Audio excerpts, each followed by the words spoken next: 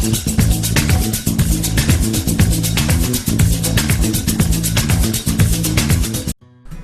जय हिंद जय भारत। मैं मदन लाल आजाद, संयोजक संस्थापक all India bike board taxi union. आज दिनांक 20 जुलाई 2021 को आपके समक्ष प्रस्तुत हूं। कुछ खास सूचनाएं, खास समाचार आप तक पहुंचाने के लिए बाइक बोर्ड टैक्सी स्कैम के संदर्भ में। दोस्तों आज सुनाने के लिए, हालांकि वो दोनों बुरी खबरें हैं ऊपर से जब देखते हैं तो, लेकिन उनमें एक अच्छा संदेश भी है तमाम पीड़ितों के लिए। तो बुरी समस्या का निदान करेंगे और जो अच्छा संदेश है उसको ग्रहण करके आगे अपनी लड़ाई को जारी रखेंगे और निश्चित रूप से हम इस लड़ाई को जीतेंगे। तमाम ठगों को दंडित कराएंगे और जितने भी साथियों का पैसा बाइक बोर्ड टैक्सी स्कैम में डूबा है, मेहनत की रकम, उसको उसे वापस कराएंगे। ये तय है, इसमें किसी को कोई संदेह नहीं करना चाहिए। तो जो बुरे समाचार हैं वो ये हैं दोस्तों कि बाइक बोर्ड टैक्सी स्कैम में वेनिस मॉल का जो मालिक था सत्येंद्र भसीन उर्फ मोंटी, उसको सुप्रीम कोर्ट ने जमानत दे दी है। पहला समाचार ये है, ये बुरी खबर है, क्योंकि अब तक के जो इस तरह के ऐतिहासिक निर्णय हुए हैं ठगी प्रकरणों में, चाहे वो किसी भी हाई कोर्ट के हों या सुप्रीम कोर्ट के रहे हों या ट्रायल कोर्ट्स के रहे हों, वो ज्यादातर इस तरह के रहे हैं कि किसी भी ठगी मामले में यदि कोई ठग जेल के अंदर है या जेल से बाहर है तो कोर्ट ने उसको जमानत तब दी है जब उस ठग ने ठगी हुई रकम या तो पीड़ितों को वापस कर दी है या वो रकम कोर्ट ट्रेजरी में या कोर्ट द्वारा तय गठित की गई किसी सरकारी कमेटी के पास जमा कर दी है, तब ठगी मामलों में किसी भी ठग को बेल दी गई है। ऐसे बहुत सारे डिसीजंस हैं, ऐसे नियम हैं, ऐसी परंपराएं रही हैं हमारे देश में। तो चूंकि सुप्रीम कोर्ट ने इस मामले में ऐसा नहीं किया, क्योंकि अभी बाइक बोर्ड टैक्सी स्कैम के किसी भी पीड़ित को उनकी मेहनत की डूबी हुई रकम वापस नहीं मिली है। दूसरी बात, बाइक बोर्ड टैक्सी स्कैम के जो अक्यूज्ड हैं, अभी उनमें से बहुत सारे लोग पुलिस की गिरफ्त से बाहर है, जेलों से बाहर हैं। तो ऐसे हालात में ऑनरेबल सुप्रीम कोर्ट को सत्येंद्र भसीन को जमानत नहीं देनी चाहिए थी, लेकिन चलो उसे जमानत दे दी है, उसकी खिलाफत करेंगे और प्रयास रहेगा कि उसकी बेल कैंसिल हो और उसको दोबारा जेल भेजा जाए। लेकिन दोस्तों ये कंडीशनल बेल है, ऐसा नहीं है कि उसको बेल दे दी कोर्ट ने, उसको सशर्त जमानत दी गई है। और जो 98 लाख रुपए बाइक बोर्ड टैक्सी स्कैम का इसकी कंपनीज के खातों में ट्रांसफर हुआ था सत्येंद्र भसीन की में, उस पैसे को सीज कर दिया गया है, फिक्स डिपॉजिट करवा दिया गया है कि जब तक मामले का निपटारा नहीं होगा तब तक ये पैसा फिक्स डिपॉजिट के रूप में जमा रहेगा। और चूंकि ये पैसा विक्टिम्स का है, ये पैसा विक्टिम्स को मिलेगा जब मामले का निपटारा होगा। दूसरा, उसका पासपोर्ट सरेंडर करवा लिया है, वो विदेश नहीं भाग सकता। और उसको कई साथी पूछ रहे थे जी उसे किस ग्राउंड पर बेल मिल गई, तो उसके कुछ और भी कई दर्जन भर से ज्यादा उसके ऊपर ठगी के मुकदमे बाइक बोर्ड टैक्सी स्कैम के अलावा भी हैं इस सत्येंद्र भसीन के खिलाफ। और उनमें ये समझौता करना चाहता था अपने उन लोगों के साथ जिनके साथ इसने ठगी की है, तो उस ग्राउंड पर इसको बेल दे दी गई है। और बाइक बोर्ड टैक्सी स्कैम के विक्टिम्स के साथ इसने कोई डायरेक्ट चीटिंग नहीं की थी, बल्कि through Sanjay Bhati, BN Tiwari, VK Sharma, Karanpal वगैरह के पैसा इसके पास आया था अवैध रूप से प्रॉपर्टीज की खरीद फरोख्त का। तो इन तमाम चीज़ों को मद्देनजर रखते हुए ऑनरेबल सुप्रीम कोर्ट ने इसको सशर्त जमानत दी है। इसको लेकर के हमारे किसी भी साथी को ज़्यादा व्यथित होने की आवश्यकता नहीं है, बल्कि हमें उस संदेश को पकड़ करके चलना है कि जो इसने 98 लाख रुपए इसके खातों में आया था बाइक बोर्ड टैक्सी स्कैम का, वो पैसा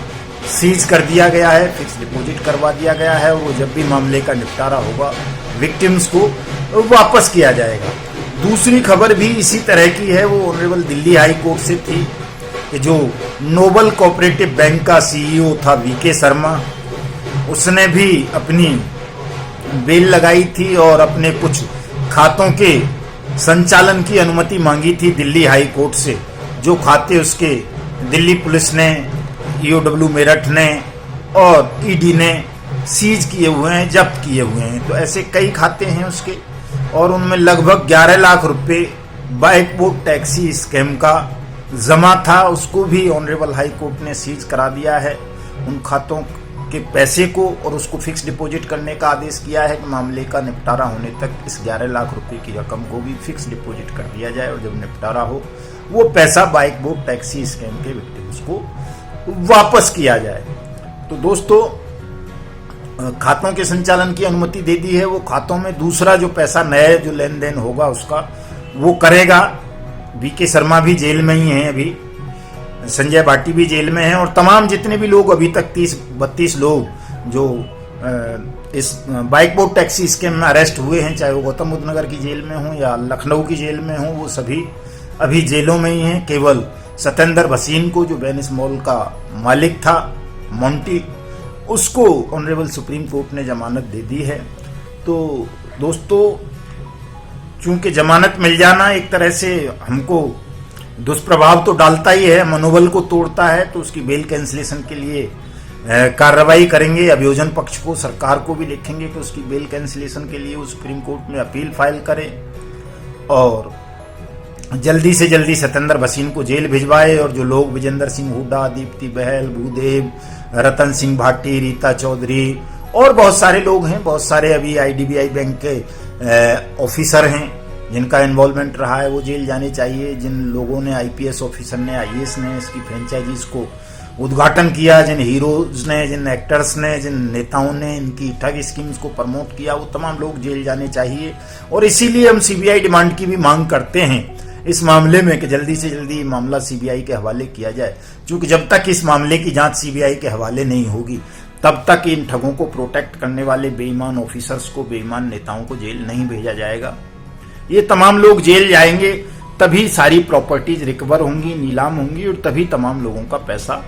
वापस मिल सकेगा। दोस्तों, मैं इस वीडियो संदेश के माध्यम से आप सब लोगों से एक खास अपील और करना चाहूंगा। चूंकि मामला दिल्ली हाई कोर्ट में ही आ गया है घूम फिर के पूरा, तो दिल्ली हाई कोर्ट में all India bike boat taxi union की recovery writ petition already file है। 2 अगस्त को उस पर सुनवाई होनी है, संभावना है 2-3 दिन बाद 23 जुलाई से ऐसी खबर चल रही है कि 23 जुलाई से फिजिकल अपीयरेंस आरंभ होनी शुरू हो जाएंगी दिल्ली हाई कोर्ट में। नहीं भी होती हैं तो इसको लेकर के कोई ज्यादा तनाव लेने की, व्यथित होने की आवश्यकता नहीं है। लेकिन तमाम साथियों को, जो भी बाइक बोट टैक्सी स्कैम के विक्टिम हैं, चाहे वो दिल्ली के हों, दिल्ली से बाहर के हों, तमिलनाडु के हों, केरल के हों, आंध्रा के हों, पंजाब के हों, JND के हों, हरियाणा के हों, यूपी के हों, उत्तरांचल के हों, उत्तराखंड के हों, जहाँ के भी हों, बिहार के भी, उन तमाम लोगों को जो ये all India bike boat taxi union की रिकवरी रिट पिटीशन चल रही है ऑनरेबल दिल्ली हाई कोर्ट में, इसको ज्वाइन कर लेना चाहिए अपने वकील के माध्यम से, या all India bike boat taxi union की मेंबरशिप लेकर के, ताकि कोर्ट के संज्ञान में रहे कि बाइक बोट टैक्सी स्कैम में वास्तव में कितने विक्टिम हैं। चूंकि अभी तक ईओडब्ल्यू या ईडी या अन्य पुलिस एजेंसीज, वैसे तो 17 जांच एजेंसी इस स्कीम की जांच कर रही हैं, लेकिन वो सब अलग अलग तरीकों से जांच कर रही हैं, कोई सेंट्रलाइज्ड इन्वेस्टिगेशन इस मामले में नहीं हो रही है। तो इस वजह से अभी तक न ये तय हो पाया है कि मामला वास्तव में 42,000 करोड़ रुपए का है, या जैसा कि उत्तर प्रदेश पुलिस कहती है कि 1500 करोड़ का है, या 2000 करोड़ का है, या 4000 करोड़ का है, कई लोग 35,000 करोड़ का बताते हैं, ईडी 500 करोड़ का बताती है। तो अभी तक कुछ तय नहीं है। तो ये जो मालूमात होगी, ये जो सटीक जानकारी मिलेगी कि ये वास्तव में मामला कितने हजार करोड़ का है और इसमें कितने विक्टिम हैं, कितने लोगों का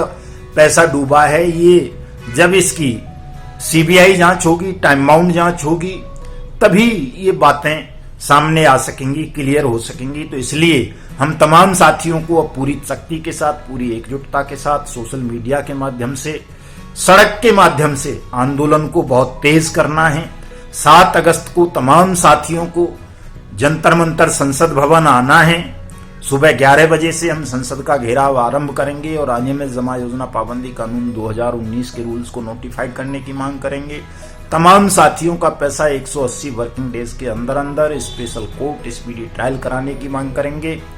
और इसके अलावा इस बाइक बोट टैक्सी स्कैम को सीबीआई के हवाले कराने की मांग करेंगे। दोस्तों, तमाम साथी, चूंकि हमें 7 अगस्त से पहले सोशल मीडिया पर जोरदार अभियान चलाना है, अनियमित जमा योजना पाबंदी कानून 2019 लागू करो, हमारा पैसा वापस करो, बाइक बोट सीबीआई के हवाले करो, इसको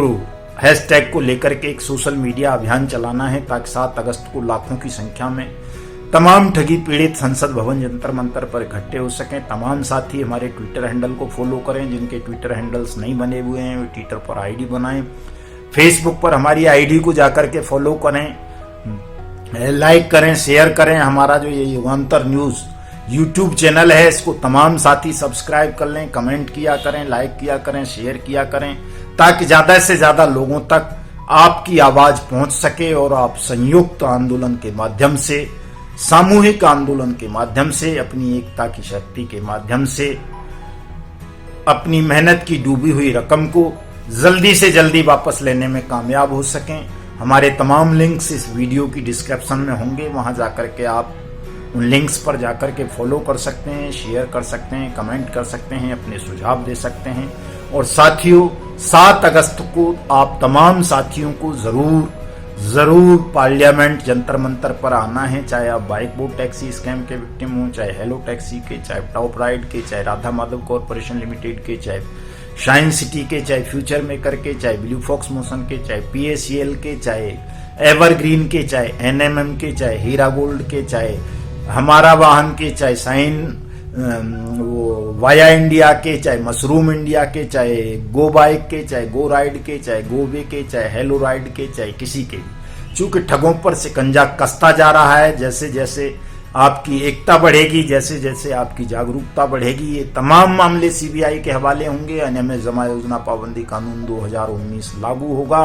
और यही सरकार होगी, यही सिस्टम होगा, ये आपका पैसा आपको अवश्य ही वापस करेगा। जय हिंद, जय भारत।